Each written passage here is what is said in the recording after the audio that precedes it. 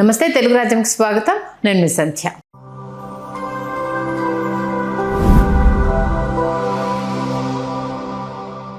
ప్రస్తుతం తెలంగాణ అసెంబ్లీ సమావేశాలు వాడివేడిగా జరుగుతున్న విషయం తెలిసిందే.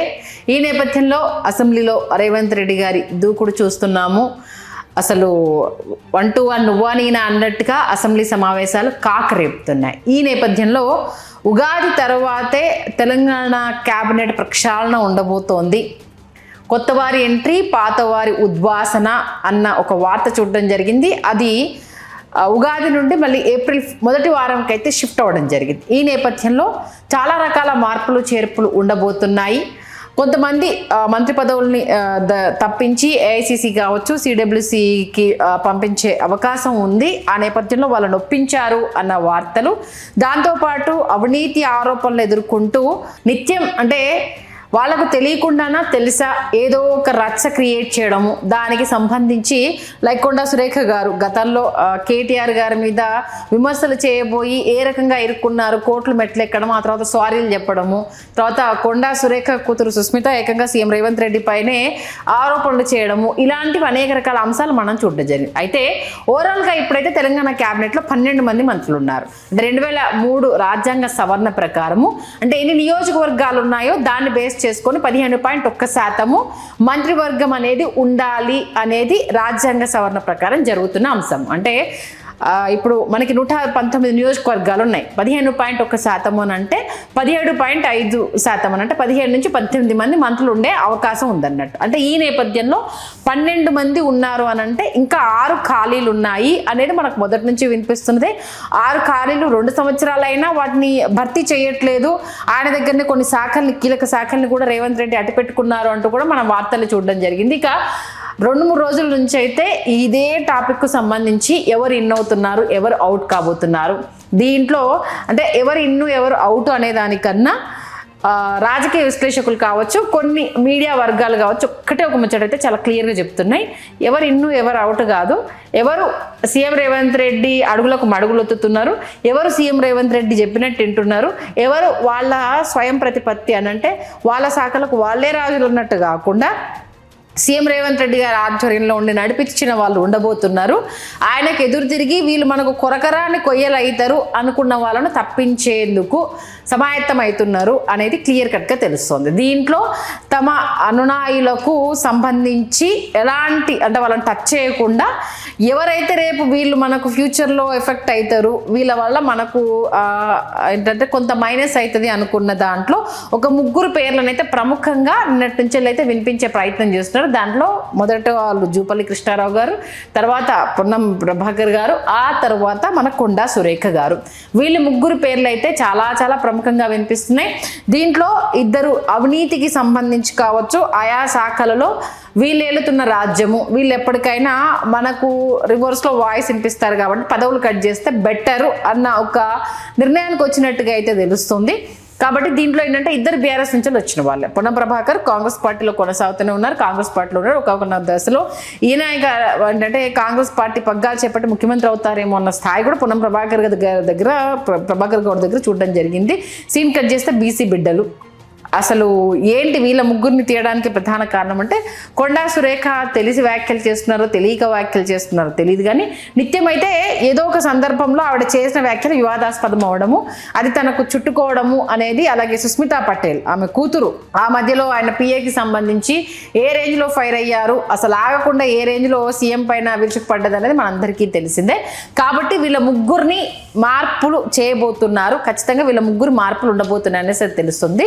అయితే దీంట్లో మాత్రము అంటే పొన్నం ప్రభాకర్ కూడా కాంగ్రెస్ పార్టీ మొదటి నుంచి దాంట్లోనే ఉన్నారు కాబట్టి ఆయనకు పిసిసి పదవి ఇచ్చే అవకాశం ఉంది. ఆ నేపథ్యంలో బుజ్జగింపులు సాగుతున్నాయనేది ప్రస్తుతం వినిపిస్తున్న మాట. ఇక దీంట్లో అయితే కోమటిరెడ్డి పదవి కూడా మారబోతోంది. ఆయన కీలకంగా ఏఐసిసికి కావచ్చు, సిడబ్ల్యూసికి కావచ్చు పంపించే అవకాశం ఉంది.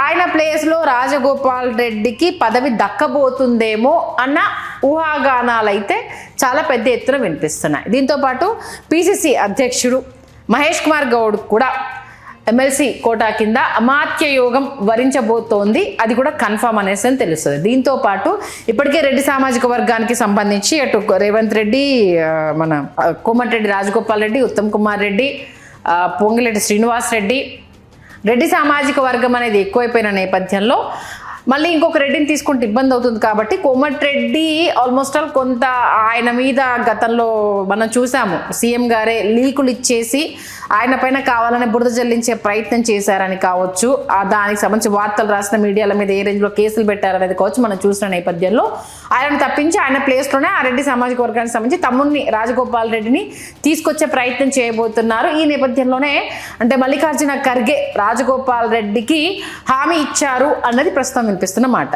ఇవి రెండు కట్ చేస్తే బీసీకి తర్వాత ఎస్టీకి సంబంధించి పెద్దపీట వేయబోతున్నారు. మరో 2 అంటే 6లో 2 మాత్రమే భర్తీ చేద్దాము అన్న ఆలోచనలో ఉన్నట్టు తెలుస్తుంది. బీసీ కోటా కింద మన మహేష్ కుమార్ గౌడ్ పిసిసి అధ్యక్షుడికి అవకాశం ఇవ్వబోతున్నారు.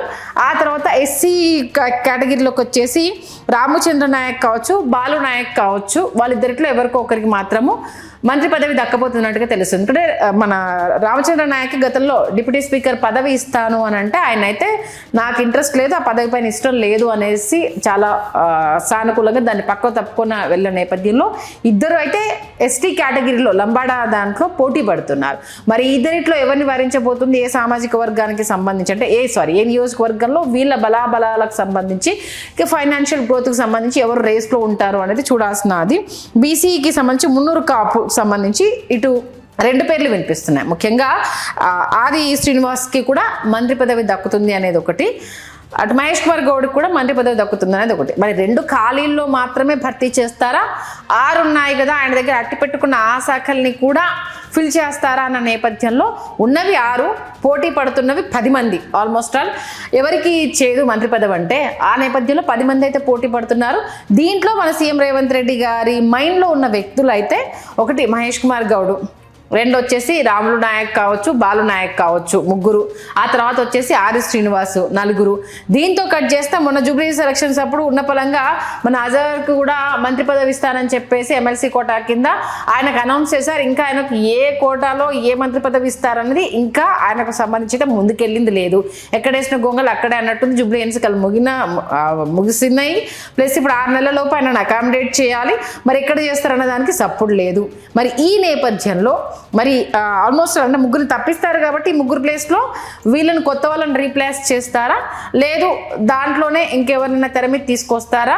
మరి ఓన్లీ 2 అయితే భర్తీ చేయడానికి అయితే సిద్ధంగా ఉన్నారు. 6 ఖాళీల్లో 2 మాత్రం భర్తీ చేయడానికి ఉన్నారు. 3 చేంజ్ చేస్తున్నారు కాబట్టి 5కి అవకాశం ఉంది. దీంట్లో మున్నూరు కాపు, అటు గౌడ సామాజిక వర్గము, నెక్స్ట్ ఎస్టీ లంబాడా సామాజిక వర్గానికి సంబంధించి ఒకరిని, ఆ తర్వాత బీసీ నుంచి 2 తీసుకోవడానికి మున్నూరు కాపు నుంచి వెళ్ళి గౌడ సామాజిక వర్గం నుంచి ఒకరంటే అటు మన మహేష్ కుమార్ గౌడ్ కన్ఫామ్ అని తెలుస్తుంది, ఆది శ్రీనివాస్ కన్ఫామ్ అని తెలుస్తుంది. రెడ్డి సామాజిక వర్గంలో ఆల్రెడీ కోమటిరెడ్డి రీప్లేస్లో రాజగోపాల్ రెడ్డి కాబట్టి అక్కడ చేంజ్ ఓవర్ ఏం లేదు. మరి కొండా సురేఖ ఆ ప్లేస్కు సంబంధించి బీసీని తీస్తున్నారు కాబట్టి, పొన్నం ప్రభాకర్ని బీసీని తీస్తున్నారు కాబట్టి 2 బీసీలను అయితే భర్తీ చేయడం జరిగింది. జూపల్లి కృష్ణారావు గారి ప్లేస్లో ఎవరు వస్తారు అనేది మరి అది ఎంతవరకు సాధ్యమవుతుంది అనేది దీంతో పాటు మల్లు భట్టి విక్రమార్క కావచ్చు, అలాగే మన పొంగులేటి శ్రీనివాస్ రెడ్డి శాఖల్లో కూడా మార్పులు చేయబోతున్నారు అన్న న్యూస్ కూడా బాగా పెద్ద ఎత్తున సర్క్యులేట్ అవుతుంది.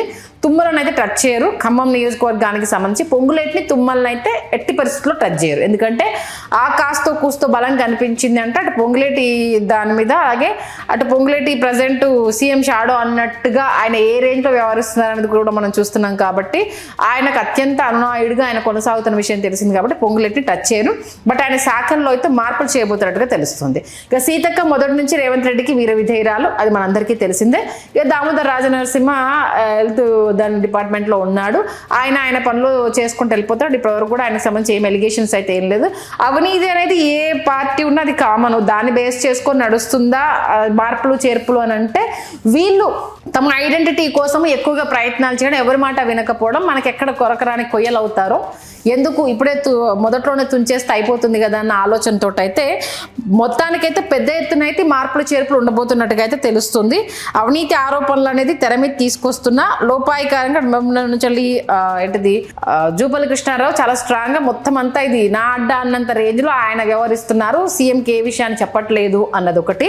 పొన్నం ప్రభాకర్కి సంబంధించి మొన్న అవినీతికి సంబంధించి బస్సులకు సంబంధించి ఎక్కువగా వార్తలు, ప్లస్ అక్కడ ఇసుక దానికి సంబంధించి ఎక్కువగా వార్తలు రావడం, కొండా సురేఖకు అయితే కూతురే ఒక ఇబ్బందిగా మారిపోవడం, ఆవిడ కూడా ఆ సందర్భానికి తగ్గట్టుగా కాకుండా అనవసరంగా వివాదాల్లో ఇరుక్కోవడము, ఈవెన్ ఏంటిది ఈ మధ్యలో అటు సీఎంకి ప్లస్ కొండా సురేఖ గారి మధ్య కూడా చాలా గ్యాప్ వచ్చింది అనేది కూడా వీటన్నింటికి బలం ఇస్తుంది. మొత్తానికైతే 5 ఇన్ అవుతున్నారు, అంటే 2 కొత్తవి ప్లస్ 3 రీప్లేస్తో 5 ఇన్ అవుతున్నారు, 3 అవుట్ అయిపోతున్నారు.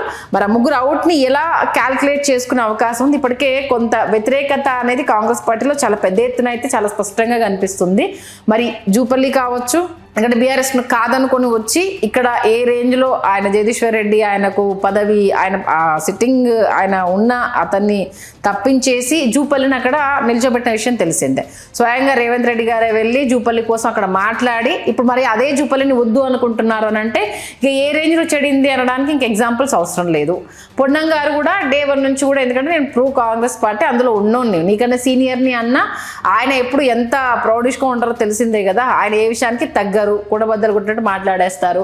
కాబట్టి ఈయనతో కూడా మనకేం ఆ సఖ్యత ఉండదు. కాబట్టి ఈయన పిసిసి అధ్యక్షుడిగా చేసేసి ఆ ప్లేస్లో ఇంకొకరిని పెట్టేసి సరిపోతుంది అన్నట్టుగా అయితే ఉన్నారు.